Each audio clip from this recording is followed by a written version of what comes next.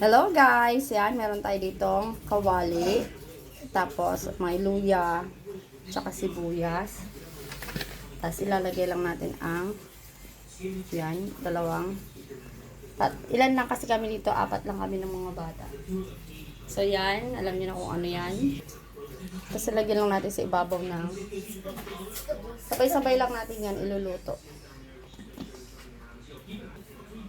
Yan, tapos lagyan lang natin ng suka.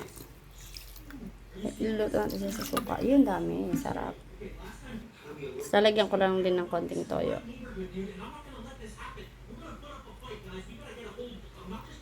Ayan. Tapos yan, lagyan na rin natin ng paminta.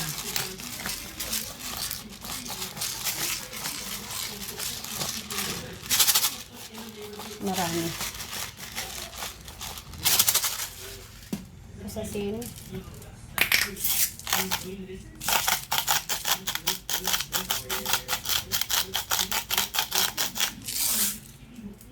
Tapos yan. Tapos ang ating mapait ito mamaya. Oh, love it. Oh my God. Yan, ready na siya. Ready to cook. Pakuluan lang natin yan.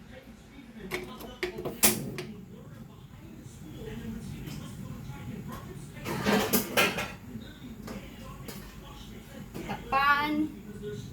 Alright. Wow, look at that. Bakit na yan guys maluto. Nagdilaw siya kasi sa natural na luya na ginamit ko. Pero masarap yan.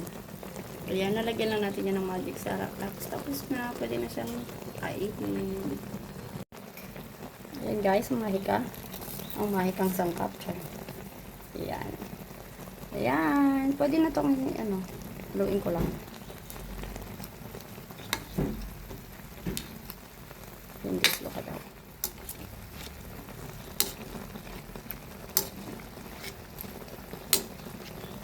Ay, sarap.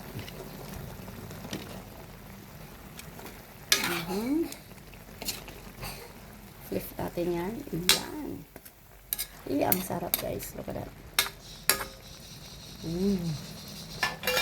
Alright. Thank you for watching guys. Let's eat. Serve it with rice. Bye.